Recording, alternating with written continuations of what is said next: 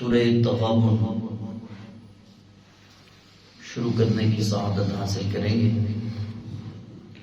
اللہ تعالی نے ارشاد فرمایا یسبح للہ ما فی السماوات وما فی الارض لہ الملک ولہ الحمد وہو علی کل شیء قدیر۔ جو کچھ آسمانوں میں ہے اور جو کچھ زمینوں میں ہے وہ اللہ کی تسبیح کر رہا ہے، اسی کے لیے بادشاہی ہے اور اسی کے لیے ہی تعریف ہے، وہ ہر چیز پر قادر ہے۔ هو الذی خلقکم، وہ وہی ہے جس نے تمہیں پیدا کیا۔ فَمِنْكُمْ كَافِرٌ وَمِنْكُمْ مُؤْمِنٌ، تم میں سے بعض کافر ہیں اور تم میں سے بعض مومن ہیں۔ اس نے پیدا کیا، تم میں سے بعض مومن ہیں، تم میں سے بعض کافر ہیں۔ فرمان مبارک ہے کہ فرعون کو اللہ تعالیٰ نے اس کی ماں کے پیٹ میں ہی کافر پیدا کیا، اور حضرت یحییٰ بن زکریا کو اللہ تعالیٰ نے ان کی ماں کے پیٹ میں ہی مومن پیدا کیا۔ وہ خالق ہے، وہ مالک ہے، ہر چیز پر قادر ہے۔ فرمایا وہی ہے جس نے تمہیں پیدا کیا، تم میں سے کوئی بعض کافر ہیں، بعض مومن ہیں۔ واللہ بما تعملون بصیر، اور اللہ تمہارے تمام عملوں کو دیکھنے والا ہے، تمام اعمال پہ نظر رکھے ہوئے ہے۔ خلق السماوات والارض بالحق، اس نے آسمانوں اور زمینوں کو حق کے ساتھ پیدا کیا۔ وَصَوَّرَكُمْ، اور تمہاری صورتیں بنائی۔ فَأَحْسَنَ صُوَرَكُمْ، خوبصورت صورتیں بنائی، تمہاری صورتیں بنائی، خوبصورت صورتیں بنائی۔ وَإِلَيْهِ الْمَصِيرُ، اسی کی طرف لوٹ کے جانا ہے۔ کیسی خوبصورت صورتیں بنائی؟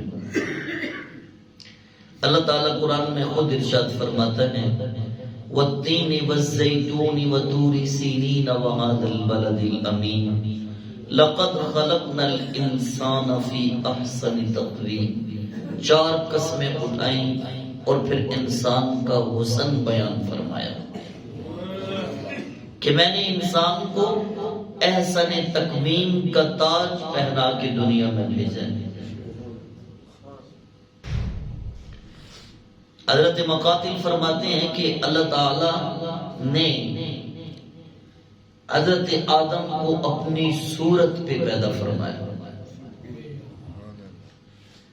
اعلیٰ حضرت گولڑوی نے کہا تھا نا، دس صورت راہ بے صورت دا، اللہ تو صورت سے پاک ہے نا، اللہ صورت سے پاک ہے، اللہ یہ ان ہاتھوں سے پاک ہے، وہ ان کا محتاج نہیں، وہ چہرے سے پاک ہے۔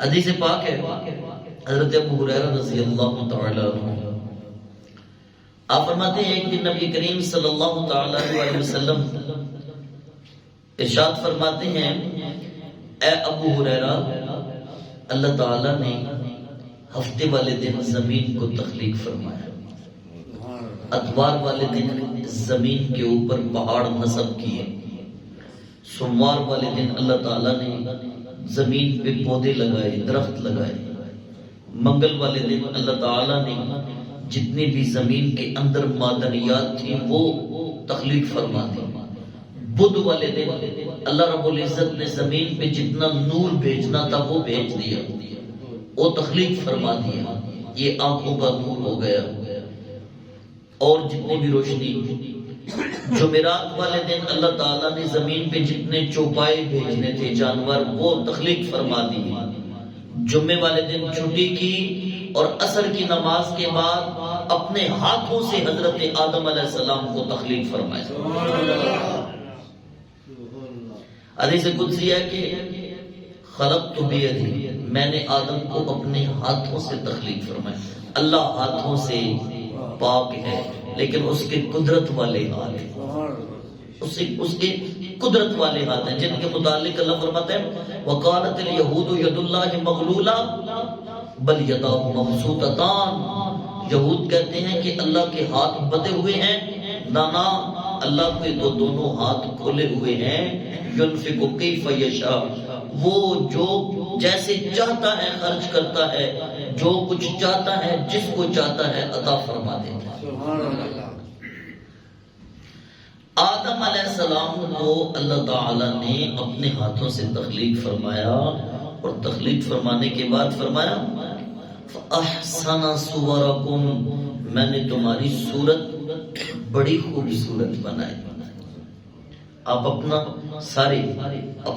جائزہ لیں. کبھی نہات ہو کہ جب آئینے کے سامنے کھڑے ہوں اور پھر آئینے سے باتیں کریں، چاہے کوئی جیسا بھی ہو، لیکن اس کو اپنی صورت میں اللہ کی تخلیق کا وہ شاہکار نظر آتا ہے کہ بندہ پھر بار بار کبھی بال سنوارتا ہے، کبھی چہرے کو صاف کرتا ہے. وجہ یہ ہے ہم اس حسن کو پہچان نہیں سکتے. اس حسن کا کیا کہنا جس کو میرا رب فرمائے فَأَحْسَنَ صُوَرَكُمْ، اے انسان میں نے تجھے بڑا حسین بنایا. یہ تو پھر انسان اپنے کردار کی وجہ سے گر جاتا ہے، یہ تو پھر انسان اپنے اعمال کی وجہ سے گر جاتا ہے، یہ تو پھر انسان اپنے معاملات کی وجہ سے گر جاتا ہے. ورنہ اللہ نے اس کے حسن کو بنانے میں کوئی کسر نہ چھوڑی. 4 قسمیں اٹھا کے انسان کے حسن کو بیان فرمایا کہ میں نے تجھے سب سے زیادہ حسین بنایا. ایک شخص نے نا یہ کہا تھا اگر میری بیوی چاند سے زیادہ خوبصورت نہ ہوئی نا تو میں اس کو طلاق دیتا ہوں. ٹھیک، یہ پہلے لوگ اس طرح کی باتیں کیا کرتے تھے. اب یہ بات تو اس نے کہہ دی. جب آیا نا دوسرا دن تو مفتیان اعظام کے پاس مسئلہ لے کے چلا گیا. مسئلہ جس کے پاس جاتا تو وہ پریشان ہو جاتا. بات پہنچی میرے تیرے امام اعظم ابو حنیفہ کے پاس، حضرت نعمان بن ثابت کے پاس، کہ یہ شخص یہ کہہ بیٹھا ہے کہ اگر اس کی زوجہ چاند سے زیادہ خوبصورت نہ ہوئی تو میری طرف سے اس کو طلاق ہے. یہ اس نے کہہ دی ہے، بتائیے طلاق واقع ہوئی ہے یا نہیں؟ اس کی بیوی کا رنگ بھی اتنا اچھا نہیں اور یہ اتنی خوبصورت بھی نہیں. امام اعظم ابو حنیفہ نے فرمایا کوئی طلاق نہیں ہوئی. امام صاحب اس نے قسم اٹھائی ہے. فرمایا وہ بے شک قسم اٹھائے. جب قرآن کھول کے دیکھو تمہیں پتا چلے اللہ نے چاند کے حسن کی قسم کہیں بھی نہیں کھائی. انسان کے حسن کو بیان کرنے کے لیے رب نے 4 قسمیں اٹھائی. تو چاند زیادہ خوبصورت ہوا یا انسان زیادہ خوبصورت ہوا؟ سمجھ آئی بات ہے؟ وَصَوَّرَكُمْ فَأَحْسَنَ صُوَرَكُمْ، اس نے تمہاری خوبصورت صورت بنائی. اللہ اکبر. اس کی تخلیق کا شاہکار ہے انسان، اشرف المخلوقات بنایا. اللہ فرماتا ہے وَفِي أَنفُسِكُمْ أَفَلَا تُبْصِرُونَ، اپنے اندر جھانک کے دیکھو میں نے تمہیں کیسا تخلیق کیا ہے، تمہیں بصیرت نہیں؟ انسان اللہ کے تخلیق کا شاہکار ہے. دیکھو جانور، کیڑے مکوڑے، انسان.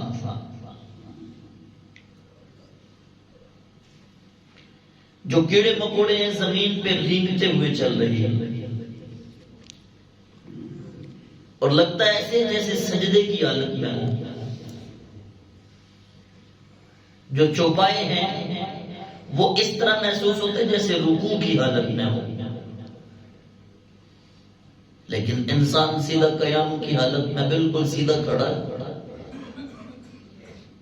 رکوع افضل، سجدہ اس سے زیادہ افضل، لیکن اللہ فرماتے ہیں نہیں، میں نے تمہیں سب سے زیادہ حسین بنایا۔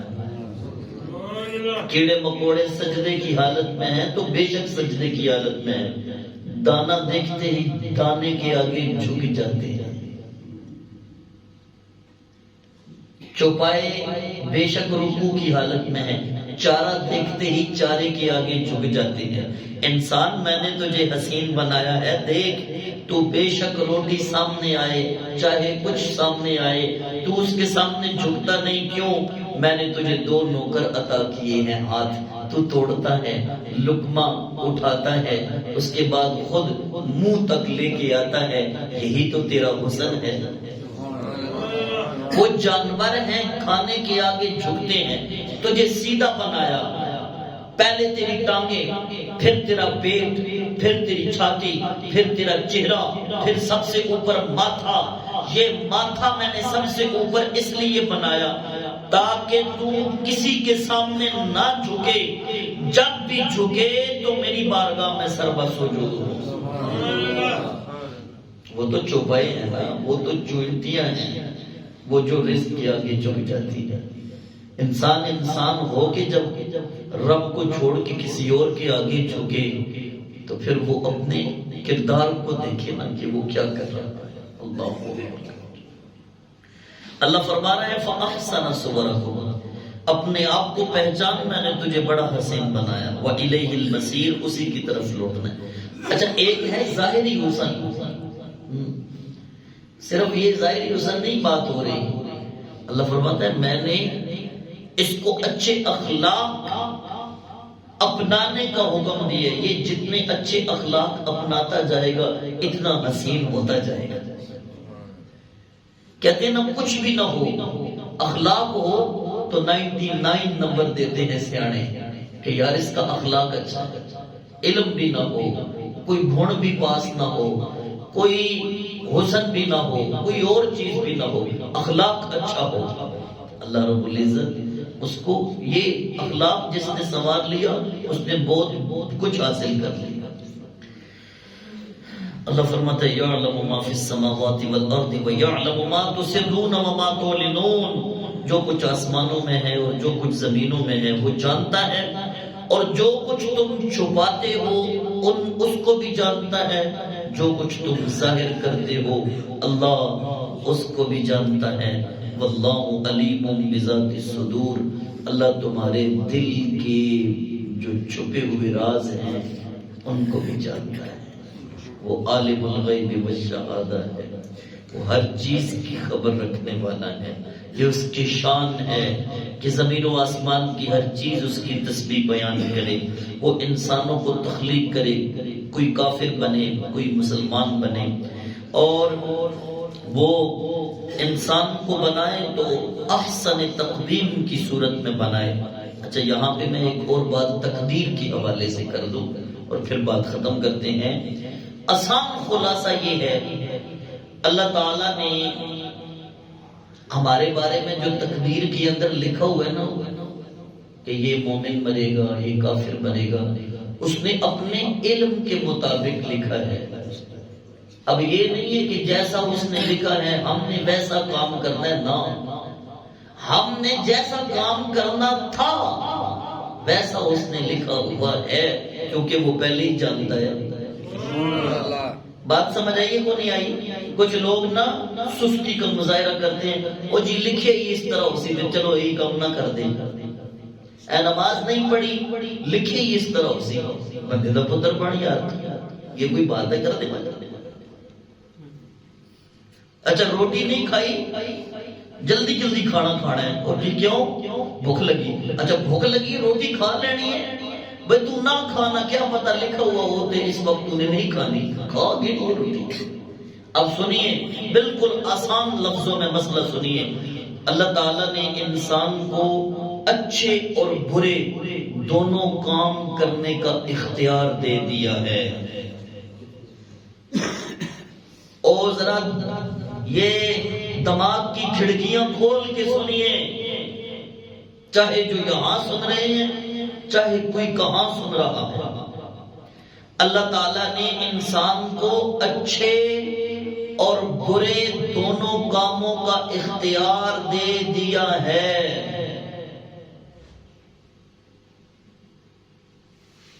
اب جس کی مرضی ہے وہ اچھا کام کرے، جس کی مرضی ہے وہ برا کام کرے۔ اپنی مرضی پہ جس وقت اس نے برا کام کیا تو اللہ اس کو سزا دے گا، اپنی مرضی پہ جس نے اچھا کام کیا اللہ رب العزت اس کو جزا عطا فرمائے گا۔